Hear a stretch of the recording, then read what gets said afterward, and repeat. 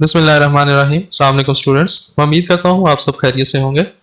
Students, आज हम second year की बायोलॉजी का पहले चैप्टर का जो है तीसरा लेक्चर स्टार्ट करने जा रहे हैं। चैप्टर नंबर 13 है, जो चैप्टर का नाम है osmo regulation and thermo regulation है।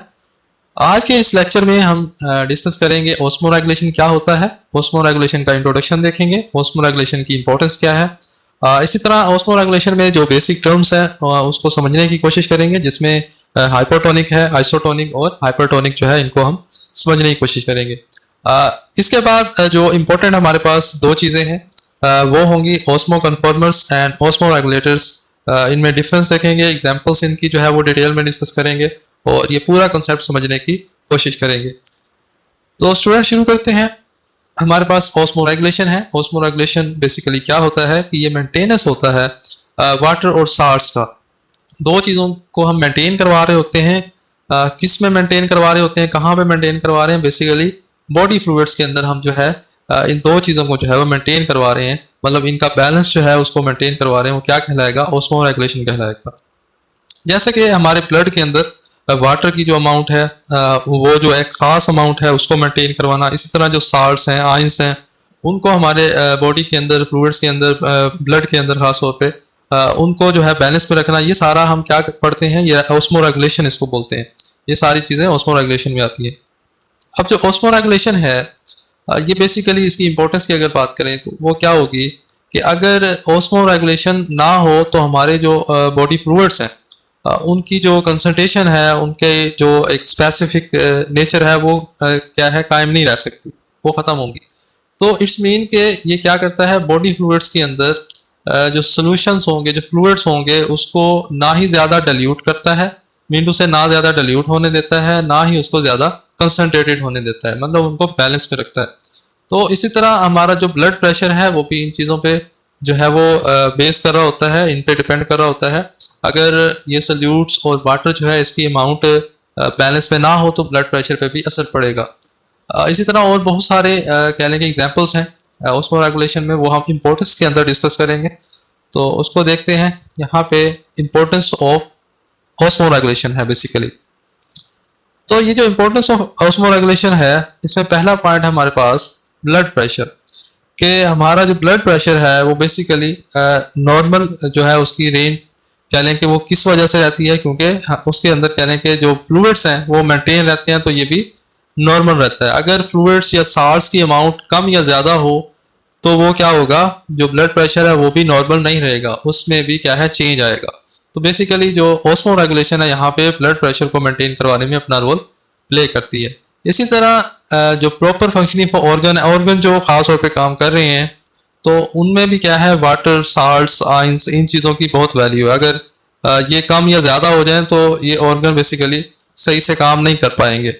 जैसे हम बात करते हैं डाइजेशन की, तो स्मॉल इंटेस्टाइन है, लार्ज इंटेस्टाइन है, तो अगर आयन, साल्ट्स की कमी या ज़्यादा हो जाती है तो इसमें क्या है, कुछ कंडीशंस है, मीन टू से ये प्रॉपर काम नहीं करेंगे।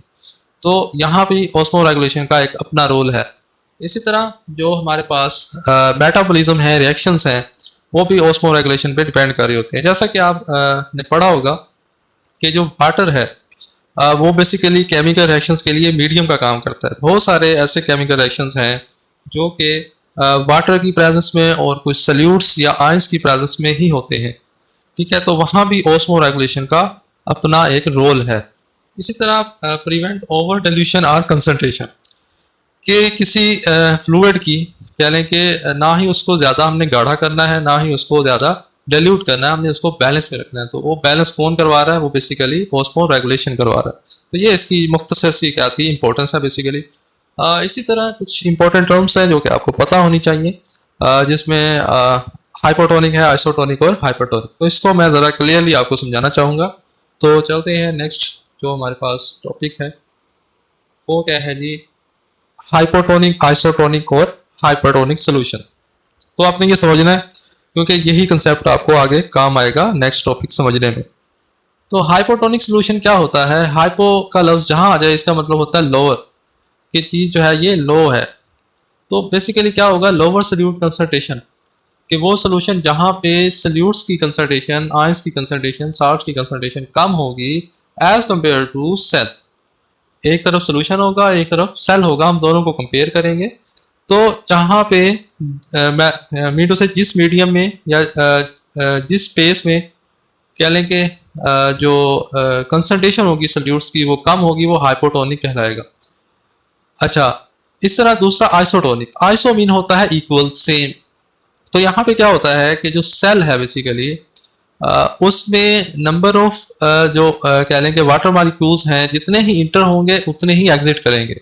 मीन टू से जितनी अमाउंट सॉल्यूट्स की आउटसाइड होती है, उसकी कंसंट्रेशन जितनी आउटसाइड होती है इतनी ही इनसाइड ऑफ द सेल होती है। सेल और इन्वायरमेंट के अंदर कंसंट्रेशन ऑफ सॉल्यूट सेम होता है, तो इसलिए जो वाटर के मॉलिक्यूल की एंट्री और एग्जिट जो है वो भी सेम होगा। जितने मॉलिक्यूल इंटर होंगे इतने ही जो है वो एग्जिट हो रहे होंगे। तो ये आइसोटोनिक सोल्यूशन कहलाता है। तो यहाँ पे सेल जो है वो नॉर्मल रहता है। दूसरी जानिब ये जो सेल है, अगर यहाँ बात करें तो हाइपोटोनिक सोल्यूशन होगा। तो उस केस में क्या है, सेल जो है वो बर्स्ट भी कर सकता है, क्योंकि सेल के अंदर नंबर ऑफ सॉल्यूट ज़्यादा होंगे तो वाटर इंटर ज़्यादा होगा, और जिसकी वजह से क्या है, प्रेशर पड़ेगा। खासकर हम एनिमल सेल की बात कर रहे हैं, प्लांट सेल में ऐसा नहीं होता। तो उससे क्या होता है, सेल जो है वो बर्स्ट हो सकता है, जिससे हम लाइसिस बोलते हैं। उसके बाद है हाइपरटोनिक। हाइपरटोनिक सोल्यूशन क्या होगा कि जिसमें हायर सॉल्यूट कंसंट्रेशन होगी, ठीक है, as compared to outside of this cell. ये जो इन्वायरमेंट होगा या सोल्यूशन होगा उसमें सॉल्यूट या साल्ट्स की अमाउंट ज़्यादा होगी, और जो सेल है वहाँ पे अमाउंट कम होगी। तो ये बेसिकली क्या कहलाएगा, हाइपरटोनिक सोल्यूशन कहलाएगा। और यहाँ पे सेल जो है वो श्रिंक हो जाएगा। तो ये एक एग्जांपल है एनिमल सेल की। हम यहाँ पे एनिमल को ही डिस्कस करेंगे। आपने प्लांट की एग्जांपल देखनी है तो वो भी देख सकते हैं, लेकिन हम अभी जो चैप्टर के अंदर डिस्कस कर रहे हैं वो एनिमल्स को ही कर रहे हैं, प्लांट्स यहाँ पे डिस्कशन नहीं कर रहे। तो नेक्स्ट हमारे पास जो पॉइंट्स हैं वो क्या हैं, ऑस्मोरेगुलेटर एंड ऑस्मोकन्फॉर्मर्स। ये दो टर्म्स हैं जो कि शॉर्ट क्वेश्चन के हवाले से बहुत ज़्यादा इंपॉर्टेंट है, और पॉसिबल है कि ये एक लॉन्ग क्वेश्चन भी बन सकता है। लेकिन लॉन्ग क्वेश्चन इस तरह बनेगा, write down difference between osmoconformers and osmoregulators. तो ये अच्छा खासा इसमें डिफरेंस जो है वो बन सकता है। तो मैंने इसी लेक्चर में एंड पे जाके जो है इसका प्रॉपर डिफरेंस जो है वो लिखा हुआ है, तो वो आपने अच्छे से तैयार कर लेना है। और ये एग्जाम्स के हवाले से बहुत ज़्यादा इंपॉर्टेंट है ये टॉपिक। तो सबसे पहले हम बात करते हैं ऑस्मोकन्फॉर्मर्स। यहाँ पे ऑस्मोकन्फॉर्मर्स कौन से ऑर्गेनिजम्स होते हैं? ये ऐसे ऑर्गेनिजम्स होते हैं जो कि इन्वायरमेंट के साथ चल रहे होते हैं। मीन टू से अपनी जो बॉडी है उसके अंदर जो कह लें कि ऑस्मोटिक कंसंट्रेशन होगी, वो अपनी कंसंट्रेशन को मैच कर रहे होंगे इन्वायरमेंट के साथ। मीन टू से ये इन्वायरमेंट पे डिपेंड कर रहे होते हैं। अच्छा, उसके बाद है they can not maintain concentration of water and solute in their body. Water और सॉल्यूट्स को ये मेंटेन नहीं कर पाते बॉडी के अंदर। इनके अंदर कोई ऐसा सेटअप नहीं है कि उसको ये मेंटेन कर सके। So this concentration change with the change in the surrounding medium, they can remain isotonic environment. मतलब यहाँ पे जो इंपॉर्टेंट बात वो क्या है कि अपने इन्वायरमेंट के साथ ये आइसोटोनिक रहते हैं। मतलब जितने number of water molecule enter होंगे इनके सेल में उतने ही एग्जिट हो रहे होंगे। तो इस तरह ये क्या है, मेंटेन रहता है इनका बैलेंस जो है। उसके बाद लास्ट इसमें है such animal usually found in environment with literally stable solute concentration such as marine water. के ये वहाँ पाए जाते हैं जहाँ बेसिकली मैरीन वाटर है वो इन्वायरमेंट होता है। तो यहाँ पे कुछ एग्जांपल्स हैं वो आपने नोट करनी है, जिसमें इंक्लूड ऑल मैरीन इन्वर्टिब्रेट्स। के मैरीन इन्वायरमेंट के अंदर जितने भी इन्वर्टिब्रेट्स होंगे सारे इसी कैटेगरी में आते हैं। इसी तरह कुछ फ्रेश वाटर इन्वर्टिब्रेट्स हैं और कुछ जो है वो मैरीन इन्वर्टिब्रेट्स भी इसमें आते हैं, जैसे हैग, फिश, शार्क, और ये सारे इसमें आते हैं। ये एग्जांपल्स आपने कर लेनी है। तो बेसिकली जो डिफरेंस होगा दोनों में ना, उससे आपको चीज़ें ज़्यादा क्लियर होंगी। वो हम नेक्स्ट ऑस्मोरेगुलेटर के बाद उसी को डिस्कस करते हैं। नेक्स्ट हमारे पास है ऑस्मोरेगुलेटर्स। ऑस्मोरेगुलेटर्स क्या होते हैं? ये ऐसे जानदार होते हैं जो कि अपनी बॉडी के अंदर सॉल्यूट्स और वाटर को जो है वो मेंटेन करवा रहे होते हैं, रेगुलेट करवा रहे होते हैं। मतलब इनके अंदर ऐसा सिस्टम है कि वो इन्वायरमेंट पे डिपेंड नहीं करेंगे। इन्वायरमेंट में जैसी भी चेंज आ जाए वो उसके हिसाब से जो है अपने आप को मेंटेन रखेंगे। ठीक है, सर्दी है, गर्मी है, फ्लूइड्स मीटर से कम है, ज़्यादा हैं, सॉल्यूट्स की अमाउंट, उस पर ये डिपेंड नहीं करेंगे। ये अपनी बॉडी को, अपनी बॉडी के जो वाटर है और जो सॉल्यूट्स हैं उनको बैलेंस में रखते हैं। तो ये कहलाते हैं ऑस्मो रेगुलेटर। इसके नाम से ही समझ आती है कि रेगुलेटर हैं, रेगुलेट करते हैं ये अपनी बॉडी के अंदर सारी चीज़ें। तो बेसिकली क्या है कि इनका जो इंटरनल कंसंट्रेशन होती है वो कांस्टेंट रहती है। ठीक है, जैसे हम पढ़ते हैं ना कि कांस्टेंट टेम्परेचर, इसी तरह ये जो साल्ट्स और सॉल्यूट्स हैं ऑस्मो रेगुलेटर्स के अंदर ये भी कांस्टेंट रहते हैं, क्योंकि इनके अंदर मैकेनिज्म है उसको मेंटेन करवाने का। तो वो मैकेनिज्म के अंदर क्या चीज़ यूटिलाइज करते हैं, खास पर इसमें आ जाएगा एक्टिव ट्रांसपोर्ट के थ्रू साल्ट्स को मेंटेन करवाते हैं। इसी तरह एक्यूमुलेशन ऑफ साल्ट्स जो है उसको अगर कम करना है तो वो भी एक्टिव ट्रांसपोर्ट करवाएंगे, उसको बाहर ले जाएंगे। उसके बाद वाटर कंजर्वेशन जो है उसको भी करवाएंगे, मीन टू से वाटर अगर ज़्यादा है तो उसको बॉडी से बाहर निकालेंगे। इसी तरह जो वाटर कम है तो उसको ज़्यादा से ज़्यादा कंजर्व करेंगे ताकि वाटर की जो शॉर्टेज है वो ना हो बॉडी में, तो उससे वो जो है वो सर्वाइव कर सके। तो यहाँ कुछ एग्जांपल दी हुई हैं, जैसे एक्टिव ट्रांसपोर्ट ऑफ साल्ट्स है, उसके बाद एक्यूमुलेशन ऑफ साल्ट्स है और वाटर कंजर्वेशन है। जैसे किडनी की एग्जांपल हम लेते हैं, किडनी जो है वो क्या करती है, वाटर को कंजर्व करवा रही होती है, रीअब्सॉर्ब करवाती है, तो उसके हिसाब से ये सारी चीज़ें हैं। ये अब नेक्स्ट हमारे पास जो मेन चीज़ है, अगर ये आपको पॉइंट समझ आ जाते हैं तो ये टॉपिक कुछ भी नहीं है आपके लिए। ये बेसिकली ये ऐसा टॉपिक है जो डिफरेंस में पढ़ना चाहिए आपको, मतलब डिफरेंस पता हो तो ये टॉपिक आप खुद ही तैयार कर लेंगे। तो इसमें बेसिकली क्या है, अगर हम बात करें ऑस्मो कन्फर्मर्स, तो डेफिनेशन में क्या है कि ऐसे एनिमल जो कि ऑस्मोटिक कंसंट्रेशन जो है अपनी बॉडी फ्लूइड को मैच करेंगे अपने इन्वायरमेंट के साथ। ठीक है, वही बात कि ये इन्वायरमेंट पे डिपेंड करेंगे। दूसरी जानब ये हमें पता है ऑस्मो रेगुलेटर क्या है कि ये इन्वायरमेंट पे डिपेंड नहीं करते, बल्कि इन्वायरमेंट में कोई चेंज आता है तो अपने आप को उसी तरह मेंटेन करते हैं, रेगुलेट करते हैं concentration of water and solutes. तो दो चीज़ें आपने बेसिकली माइंड में रखनी है। हम बात कर रहे होते हैं वाटर की और साथ सॉल्यूट्स की या आयंस की या साल्ट्स की, जैसे हम बात कर रहे होते हैं। तो ये दो चीज़ें यहाँ पे ज़रूरी होती हैं इसकी डेफिनेशन में मेंशन करनी। अच्छा, दूसरा है इंटरनल कंसंट्रेशन। तो ये वेरी करेगी इन्वायरमेंट के साथ जो है ये कंसंट्रेशन वेरी करेगी। जिस तरह का इन्वायरमेंट होगा कंसंट्रेशन भी उसी तरह की होती जाएगी। दूसरी जानिब है ये जो है ये कांस्टेंट रहेगी, ये इन्वायरमेंट पे डिपेंड नहीं करेगी, हम पढ़ चुके हैं। इसी तरह एनर्जी रिक्वायरमेंट, यहाँ पे एनर्जी रिक्वायरमेंट बहुत लो होती है, इतनी ज़्यादा एनर्जी नहीं चाहिए। उसकी रीज़न ये है कि यहाँ पे जो ट्रांसपोर्ट चल रही होती है वो बेसिकली क्या है, वो डिफिनियन होगी, ऑस्मोसिस होगी, जो कि पैसिव है। नेक्स्ट पॉइंट में यही चीज़ आ रही है। तो पैसिव में हमने पढ़ा हुआ है कि ये ऐसी ट्रांसपोर्ट होती है जिसमें एनर्जी की रिक्वायरमेंट नहीं होती। ठीक है, ये हायर टू लोअर जो है वो मूवमेंट चल रही होती है। इसी तरह नेक्स्ट जो है हमारे पास ऑस्मो रेगुलेटर्स, यहाँ पे एनर्जी हमें ज़्यादा चाहिए होती है। अच्छा, इस तरह हम बात कर रहे थे कि एक्टिव ट्रांसपोर्ट की, तो यहाँ पे जब एक्टिव ट्रांसपोर्ट होगी या सार्स की एक्यूमुलेशन होती है, उनको अगर बॉडी से बाहर लेके जाना है तो एनर्जी चाहिए, ज़्यादा एनर्जी जो है वो चाहिए होती है। तो मीन टू से ऑस्मो रेगुलेटर्स में एनर्जी की रिक्वायरमेंट ज़्यादा होती है। अगर मैकेनिज्म की बात करें, यहाँ पैसिव प्रोसेस चल रहा होता है, मतलब खुद ब खुद चीज़ें हो रही होती हैं, एनर्जी नहीं चाहिए इतनी। तो दूसरी जानब जो है वो एक्टिव प्रोसेस होता है, एक्टिव ट्रांसपोर्ट है, ये सारी चीज़ें चल रही होती हैं जहाँ पे एनर्जी की रिक्वायरमेंट होती है। इन्वायरमेंट की बात करें तो usually found in environment relatively stable solute concentration, कि यहाँ पे हमने पढ़ चुके हैं, पीछे हमने डिस्कस किया कि ये आइसोटोनिक इन्वायरमेंट के अंदर रह रहे होते हैं, मतलब सेल के हिसाब से बात करें तो ये आइसोटोनिक सोल्यूशन में रह रहे होते हैं। और यहाँ पे ऐसा कुछ नहीं होता, ये जो है इन्वायरमेंट के हिसाब से अपने आप को रेगुलेट कर रहे होते हैं, आपको पता है। इसलिए found in both aquatic and terrestrial environment, दोनों इन्वायरमेंट में ये रहती है। ठीक है, with change solute concentration, solute की कंसंट्रेशन में जो है वो चेंज आती रहे, लेकिन ये दोनों इन्वायरमेंट में रहेंगे।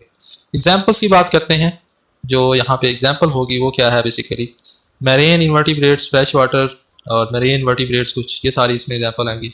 दूसरी जानिब जो है वर्टिब्रेट्स हैं ज़्यादातर, जैसे फिश है, एम्फीबियंस हैं, रिप्टाइल, बर्ड्स, ये सारी, और ह्यूमंस भी ऑस्मो रेगुलेटर्स के अंदर आते हैं। अच्छा, इन्वायरमेंट के साथ रिलेशन क्या होगा, रिमेन आइसोटोनिक, यहाँ पढ़ चुके। और दूसरी जानिब body fluid remain different from environment. Flexibility क्या है, लेस फ्लेक्सिबल होते हैं to environmental change, more flexible होते हैं, better depend to change. Water और साल्ट बैलेंस की बात करें तो osmo conformer do not control, ये कंट्रोल नहीं कर सकते, हमें पता है कि ये रेगुलेट नहीं कर सकते, लेकिन ऑस्मो रेगुलेटर इसको रेगुलेट करते हैं, एक्टिविटी जो है वो एक्टिवली इसको कंट्रोल करेंगे। लास्ट पॉइंट है सर्वाइवल इन वेरिएबल इन्वायरमेंट। तो जो हमारे पास ऑस्मो कन्फर्मर्स हैं, इसमें क्या है, लिमिटेड सर्वाइवल चांसेस होते हैं कि डिफरेंट इन्वायरमेंट में जाके रहना पड़ जाए तो ये नहीं रह सकते, वहाँ पे अपने आप को अडॉप्ट नहीं कर सकते, बहुत कम चांसेस है।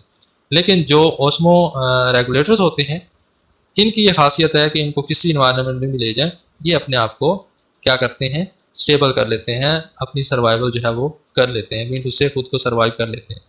तो ये इनकी खासियत है बेसिकली। तो ये था difference between osmo conformers and osmo regulators. Very important short question and also one long question.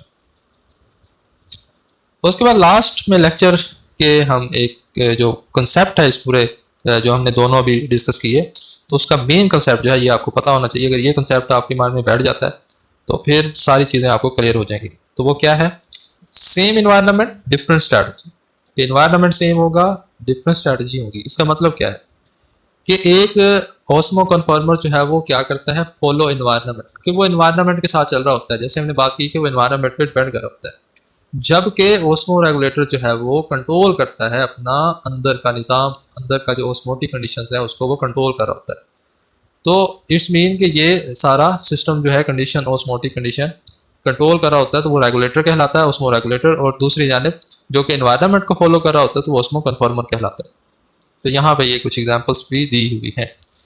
तो ये इसी कंसेप्ट को आपने याद रखना है और आपको ये चीज़ याद रहेगी बड़ी आसानी से। तो कोई बात आपको समझ नहीं आई या कोई कन्फ्यूजन है तो आप कमेंट सेक्शन में मुझसे पूछ सकते हैं। इसी तरह अगले लेक्चर तक जो है वो आपसे इजाज़त चाहूँगा। आपका अपना चैनल है, सब्सक्राइब करें, फॉलो करें, लाइक करें, शेयर करें। अल्लाह हाफिज़।